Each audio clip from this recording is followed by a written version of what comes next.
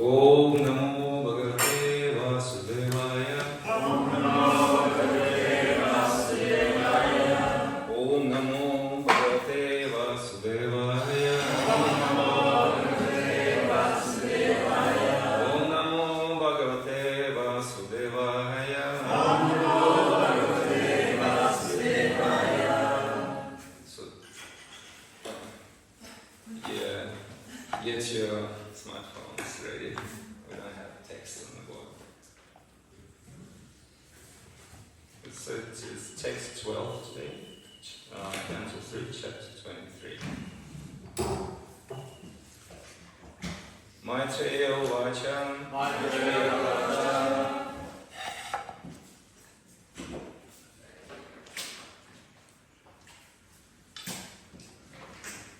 Priyaya priyam anvichan. Priyaya priyam anvichan. Priyaya priyam anvichan. Priyaya priyam anvichan. Kardamu yogam astitaham. Kardamu yogam astitaham. Kardamu yogam astitaham. Kardamu yogam astitaham. Priyaya priyam anvichan. Priyaya priyam anvichan. Kardamu yogam astitaham. Vimanam kamagam kshatas. Vimanam kamagam kshatas. Tarhyeva virachikarat. Tarhyeva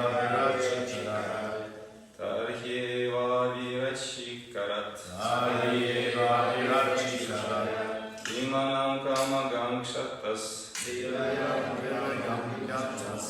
Tarhyeva virachikarat. Maitreya Uvacha. Priyaya priyam anvichan. Kardamu yogam astitaham. Vimanam kamagam kshatas. Tarhyeva virachikarat.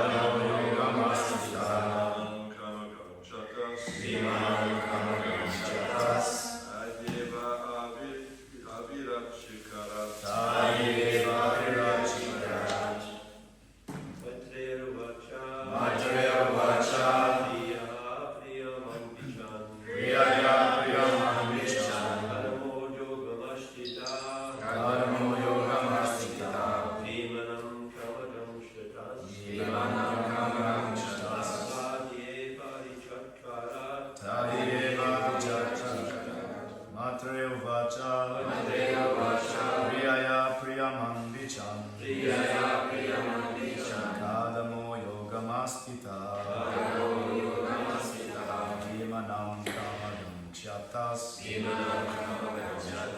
Arieva virachikara Mataji.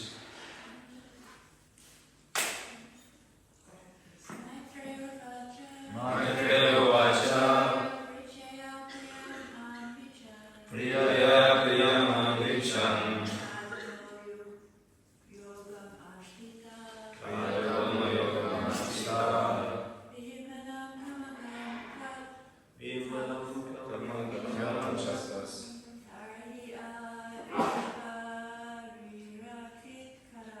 Tahiva Virachikara. Word for word. Maitreya, the great sage Maitreya, Vacha, said, Priyaya, of his beloved wife, Priyam, with pleasure, Anvichan, seeking, Kardama, the sage Kardama, Yogam, yogic power, Astitaha, exercise, Vimanam, an airplane, Kamagam, moving at will, Shataha, Ovidura, Tahi, instantly, Eva, white, Avirachikarat, he produced. Translation by Srila Prabhupada. Maitreya continued, O Vidura, seeking to please his beloved wife, the sage Kardama exercised his yogic power and instantly produced an aerial mansion that would travel at his will. Therefore, here the words Yogam Astita are significant. The sage Kardama was completely perfect in yoga. As the result of real yoga practice,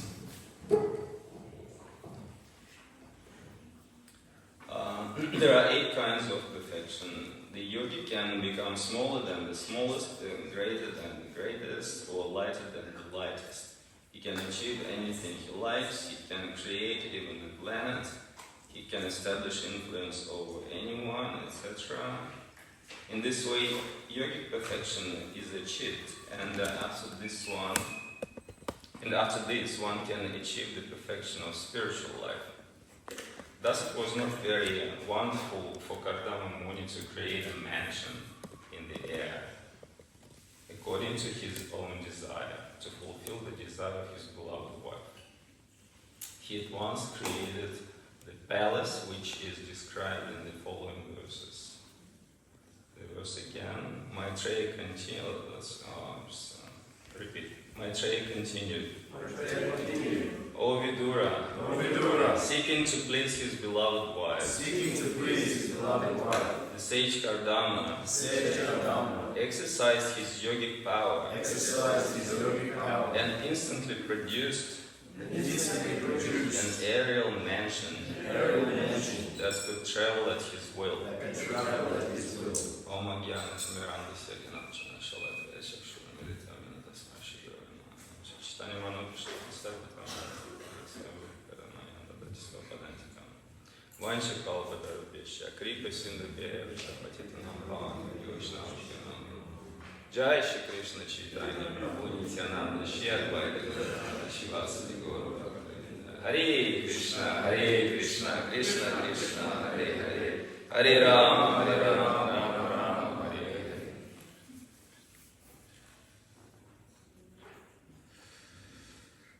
Oh, so plot thickens now.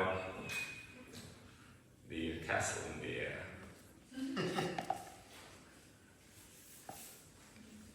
Srila Prabhupada just briefly touches this topic, the 8 yogic perfections in different parts of his scriptures. It's mentioned in the 11th canto of Srimad Bhagavatam, I think 15th verse, in the Uddhava Gita. It's also mentioned in Nectar of Devotion in the first chapter. Sometimes they have a little bit of difference in description. Sometimes Garima Siddhi is mentioned, which is, to become, the heaviest. Like, there was last time when, who couldn't move the Hanuman's tail? Who was that? Bhima, yeah, right. So Hanuman became this, very heavy. Sometimes demons possess mystic powers. Yeah, like Hiranyaksha was fighting with the Lord, and so he became very big, much bigger than the universe planet. So also, Hiranyaksha had mystic powers.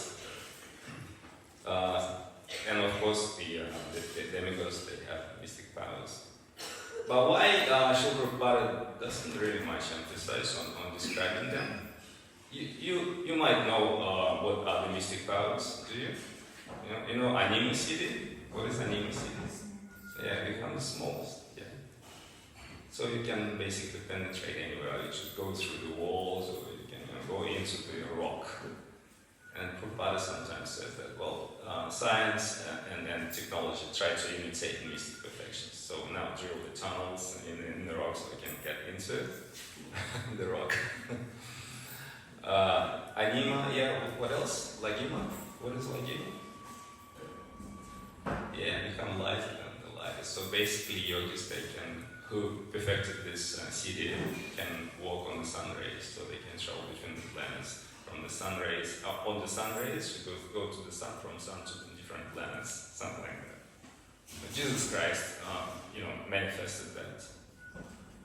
Siddhi, you could walk on the water, right? So it exists. What else? Anyone else? Anima, Lagima, Prapti. Prapti is a nice one. You can basically get whatever you want from different parts of the world. As is described, yogis who perfected this siddhi, they can basically bend the space, reach something, just unfold and something like that. And the modern days, we also have this, to some extent, this project. You can go on Amazon and get something anywhere in the world. It's a little bit laggy, but yeah, you can get something. And now we live, compared to ancient times, like a few hundred years ago, we have facilities better than the kings back then. So we can easily get, cherries from California. They weren't able to do that back then. What else? So that was Prapti. Prapti can also be utilized, by penetrating into someone's consciousness. So you can possess someone like ghosts. By ghosts, they they're just desperate living entities. But you can feel what other person feels. You can see his mind, something like that. It's very subtle and very powerful, actually. There's also Ishita, Vashita, Prakamya. Prakamya is something that it's just mind blowing, but it's still within the material realm. So it manipulates with subpotencies of Maya, Mahamaya. You can basically do whatever. You can create planets and destroy planets at your will. Hopefully in Kali, no one possesses this. Maybe someone, but they do not abuse it. They do not misuse it. And we don't have Lucas here. He went to Maha Kumbh Mela this year. Maybe he could have told some stories from Kumbh Mela, because mystic yogis come from all over to that place. Prayag. But I heard in Bhaktisagar Maharaj's class, he knows one yogi who lives in Japan. He's Indian by body, and he lives in Japan. He's in his late 50s. He looks like 25-year-old man, and his his bodily organs. He did some UV scan. It's like 20-year-old, and his teeth like 18-year-old person.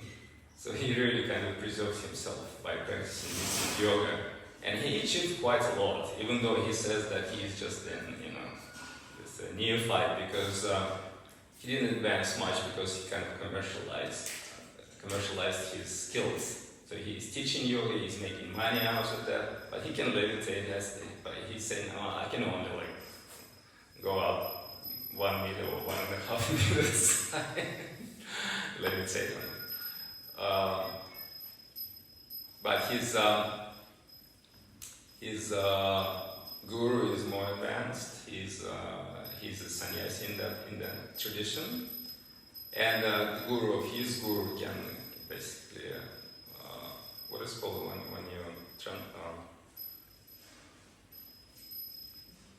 when you basically disassemble yourself and then assemble elsewhere, like teleportation. Oh, teleportation. Yeah, right. Can teleport himself. Well, anyways, I was, when reading these verses, I was still skeptical. Is it like a fairy tales of ancient India or something like that? Because how can you teleport yourself? Or how can you create a mansion which is not only flying? So you kind of basically he solved the real estate problem for them, yeah, and also transportation. So they can travel all over the universe at will. So no petrol station, nothing. Just by the power of his mind. It's a little bit kind of suspicious. Whether it's true or maybe it's allegorical or something like that. But then, there are still some tribes on Earth that do not know what the smartphone is. So if you bring the smartphone and just communicate with someone on another part of the world, it would be a miracle for them, right? Or the flying aluminium birds, like the airplanes 747 or something. It's kind of a miracle, right? If an insect just go inside the laptop, there's the USB-C and some ant crawls into the laptop, you can perceive something, right? Something is buzzing, something is warm. You can touch something like motherboard or something like that. You might think, I perceive the MacBook Air per hour. Whether it's true or not. How can the ant grasp what's internet? And how he grasp what's in the internet, right? So, yeah. And that yogi actually in India, he was buried under the ground like for a couple of hours, and then he was still alive. He was meditating in water. Underwater for a few hours. So it's quite impressive. But still, I was kind of in doubts about, all these kind of things, mystic powers, until I came across an article written by some physicist. It's a Russian guy, but he lives in Germany, and he became a devotee, and he did some research. And he wrote an article, Maya in the Eyes of a Physicist, or something like that. And I was, trying to memorize a few things and just retell it to you, but then I thought, I will just highlight something and we'll read it, because otherwise it will not be that succinct and impressive.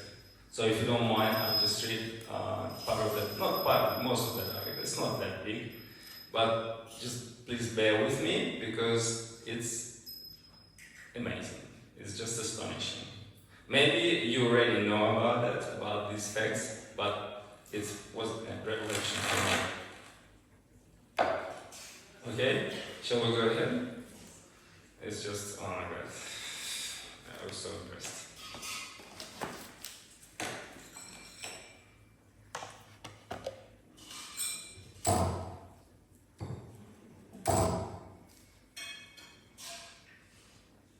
As a friend of mine, Mahatma Prabhu says, I know how to treat the people. And if you ask how, so he says, I'll tell you later.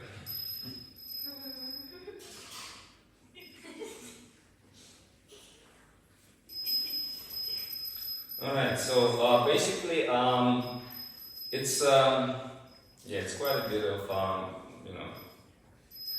it's quite scientific, but it's written for common people. I'll skip some of the parts. We know matter is made of atoms. Do we know that? Okay, I'll just confirm from time to time that we're on the same page.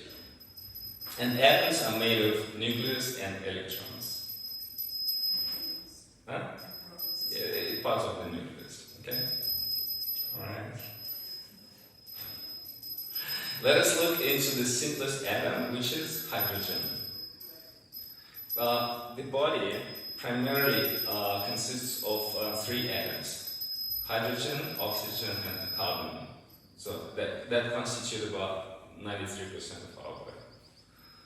So hydrogen, it consists of a single proton, the nucleus, and 1 electron revolving around it. Okay? Simple enough. The fascinating part is in the scale of this structure. If we imagine the electron as 1 millimeter, it's much smaller, but just to understand what it is, just scale it up. So 1 millimeter, the electron. It's like a tiny black poppy seed. Okay. Then the proton would be about 4 millimeters, like a small pea. Okay. The distance at which that poppy seed electron orbits the pea-sized proton is roughly 200 meters. 200 meters. Can you imagine? About 2 football fields.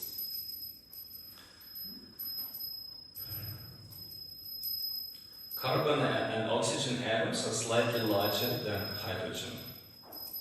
Again, if we picture the electron as a 1 millimeter poppy seed, then the carbon nucleus would be about 15 millimeters, the size of an apricot bit. So that's the carbon and oxygen. Do you follow? Now imagine 1 apricot pit here and another one about 7 football fields away. 700 meters, okay? And somewhere in between fly 12 to 16 poppy seeds electrons. Please follow me, it's really important. And they somehow manage not only to find both bits in space, but to hold them in precise alignment by energetically kicking them into their proper places. So imagine placing 1 apricot bit every 7 football fields, about 10-minute walk. Okay? And between each pair, launch 12 to 16 poppy seeds flying back and forth. Okay. That's the true structure of our body. Yet from a distance we'll look and say, I see, that's me. I'm real and made entirely of matter.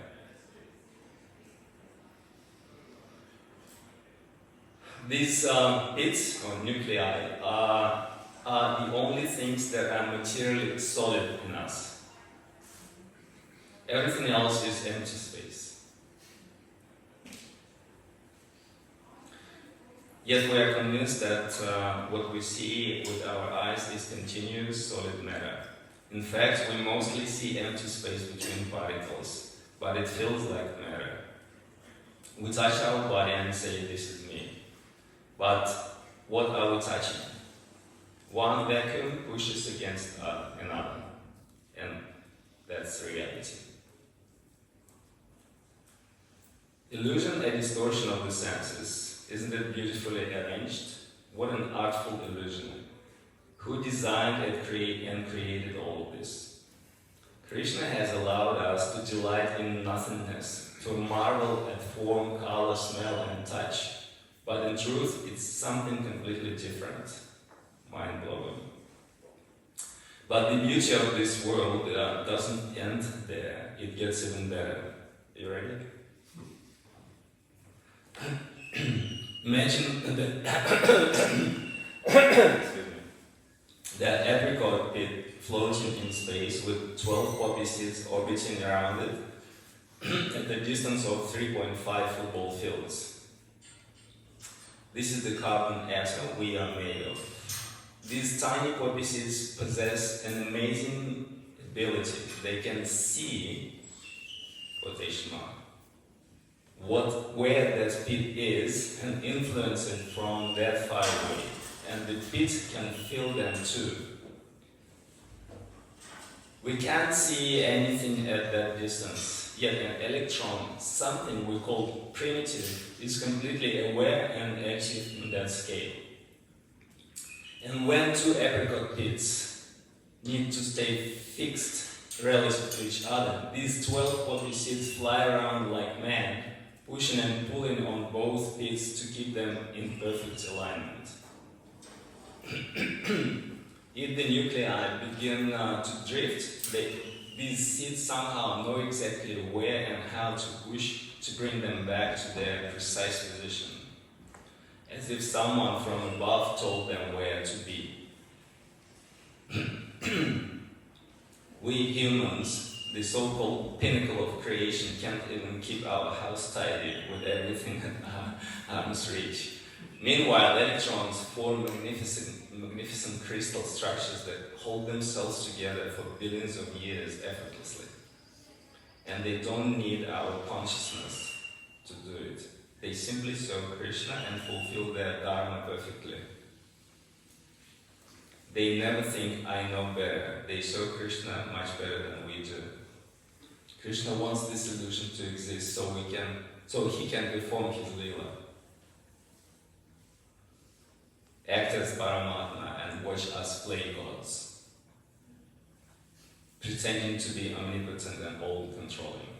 And when he wants, these unimaginably powerful little particles carry out their roles flawlessly. Through this service, we are able to live. So what holds all these particles together? Their movement.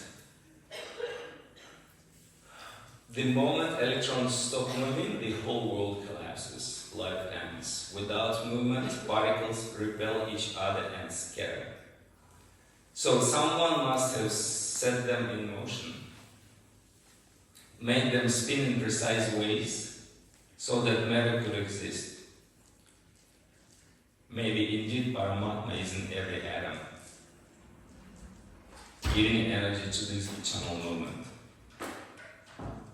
Isn't it all beautiful? Isn't the creator of all this beauty perfect? So basically, the perfection of yoga,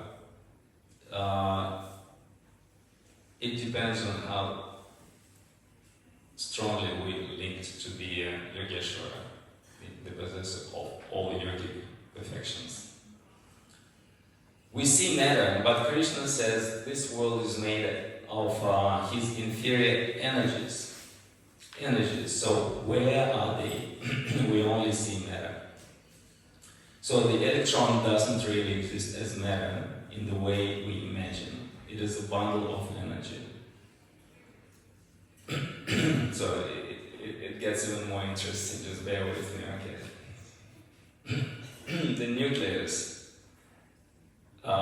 even more so. There is nothing stable or fixed inside. It spins, churns, transforms, fuses and splits, boiling and bubbling constantly. That's inside the atom. From the outside it may look like a ball, but really it's a swirling mess of energies, not well understood. Scientists have created beautiful models for it, complex, even confusing. But what beauty there is in that complexity. I won't go deeper into it now, just know this, inside it's all energy.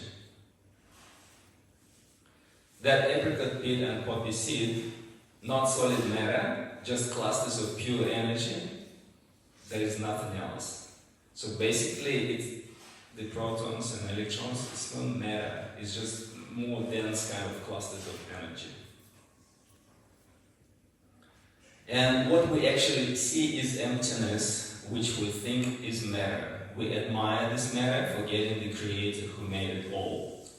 Perhaps we should be admiring the artist, not just his artwork. That's what the scriptures teach. But, when I was reading that, at this point I thought, okay, there's, all these football fields in between of the dense clusters of matter, of energy, right? So why are we not transparent then? Yeah, correct. Are you interested in learning why? Okay, let's go.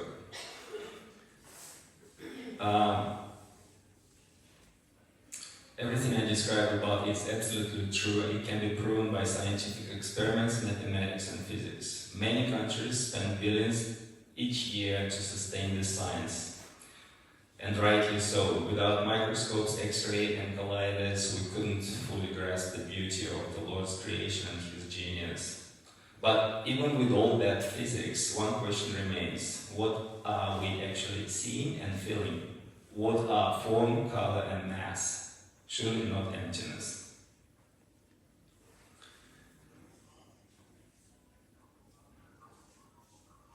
Okay, so take form.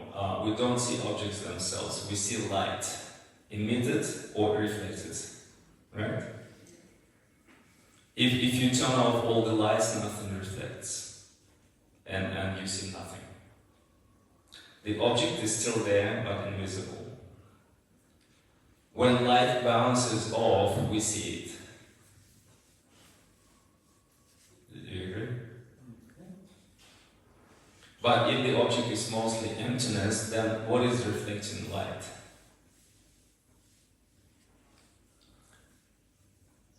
This is where it gets interesting. Electrons. We can't see them, and even advanced instruments barely detect them, but they are powerful. They spin so fast around nuclei that light can't penetrate past them. Light never reaches atomic nuclei. Electrons detect incoming light and bounce it back, creating the illusion of a solid object. Isn't that wonderful? Imagine a tiny bulb on a long string. On its own, it takes up almost no space, but if you spin it very fast in a circle, it appears as a glowing sphere. Right? You see a shape, a form, a volume, but there's nothing solid there. Now imagine thousands, millions of such spinning points of light creating objects in space. You could build a whole building out of these spheres. We could admire its form, but stop the motion and it disappears. Nothing remains but a few points. So it is with electrons. They orbit nuclei and give the illusion of volume. If they stop, we become invisible. Same with touch. Electrons don't just reflect light, they repel other electrons. When you touch a table, the electrons in my hand feel the electrons of the table and don't let them in. And that's how you feel something. And mass, that's the final piece. We do have mass. Empty space can't weigh anything, right? Correct. But physics tells us that almost all the mass of our body is in atomic nuclei. Electrons weigh 2,000 times less than nuclei. Scientists have measured the mass of each nucleus and electron precisely. With a pen, paper, and high school diploma, you could calculate the real volume occupied by your body's mass. I did it and checked it twice. Here what I found. Basically, four people can sit on the tip of a hair. So it's a quarter of a millimeter. That's why it's no wonder if one can become small, who perfected some of the yogic powers. So we can shrink up to quarter of a millimeter. In other words, if we remove all the space between electrons and nuclei, all the particles would collapse into a tiny, dense blob of matter, and our body would shrink to a quarter millimeter speck, and it would still weigh 70 kgs or 80 kgs or whatever. Would be incredibly dense, like atomic nuclei, probably invisible. So what gives us our apparent size? Ego, self-importance. We have inflated our sense of self so much that Krishna has given us a body size to match. And that size is made mostly of emptiness. Our illusion is that we are something. We puff ourselves up and try to fill space with our body or our possessions. But it's all built on emptiness that creates the illusion of who we are. So when saintly people say, I am nothing, maybe they are not too far from the truth. And the greatest feeling in this world is gratitude. Gratitude that Krishna has arranged everything so wonderfully. That from his lower energy, he created a tiny bit of matter that we inflated with ego into our normal size. But it's not even real matter, it's a tiny bundle of energy. Remember, E equals mc squared? That's how Krishna, using energy that no scientist can fully explain, creates the illusion of mass in this world, so we can feel more solid and important. We want its illusion, Krishna gave it to us fully. He fulfills all desires, the scriptures say, and I'm just in awe of how perfectly he did it. Maya is an incredible playground, and it works best for the saints who see through it and know who they really are. Full stop. Thank you for listening. With all the time, maybe we can open a little discussion. Just wait for the microphone.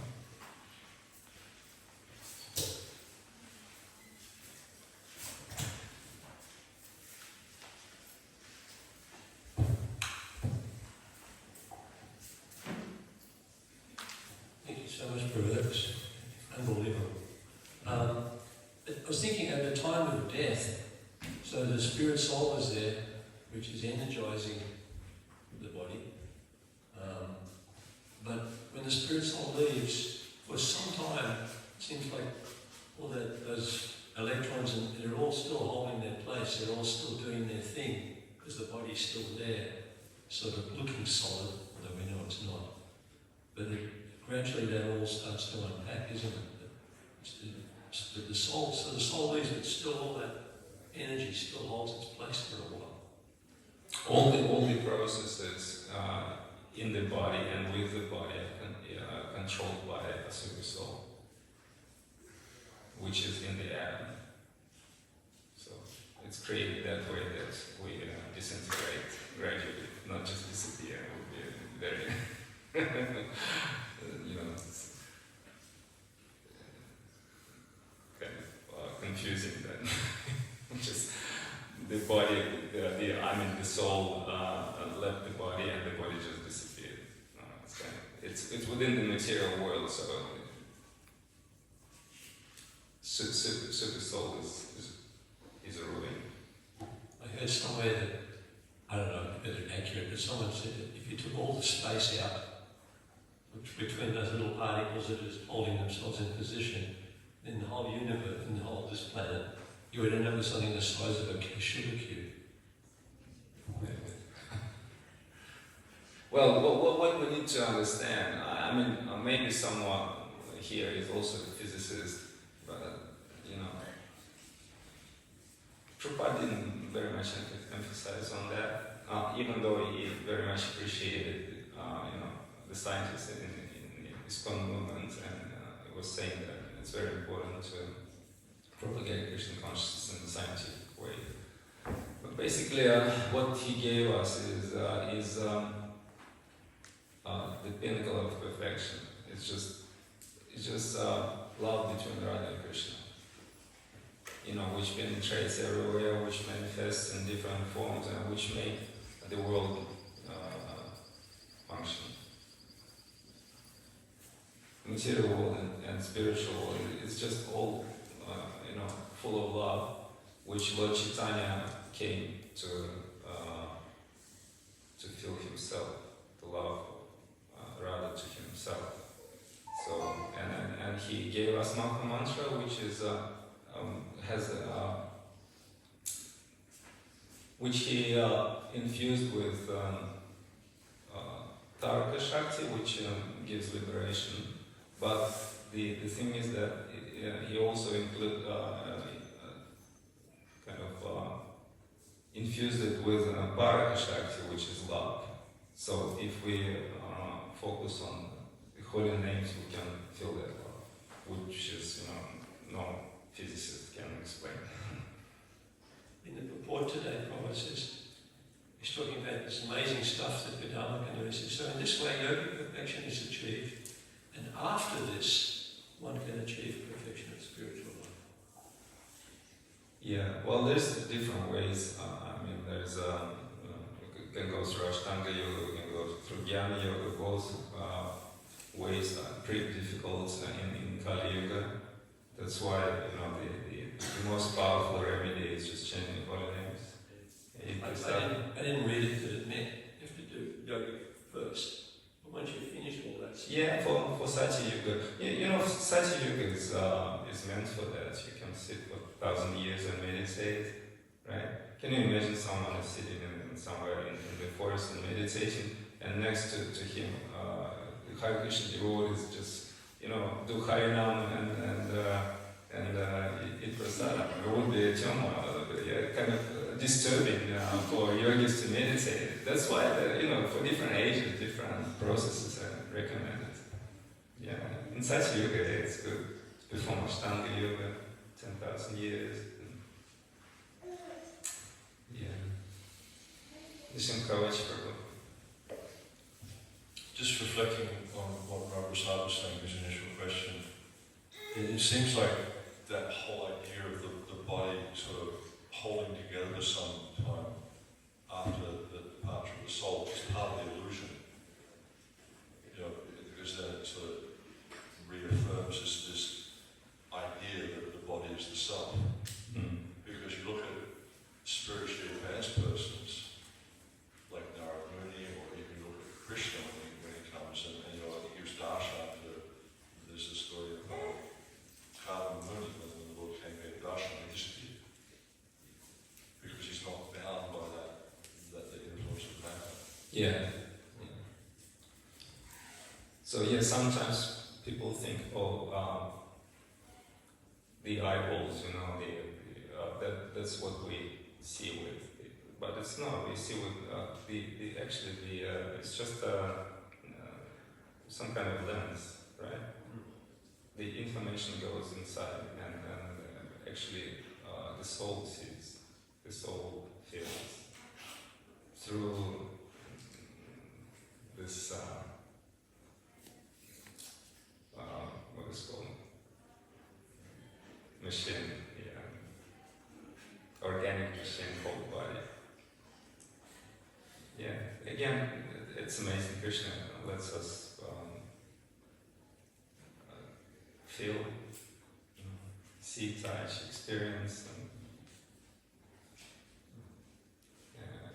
and he's just waiting for us to come back when it's not impeded by this matter.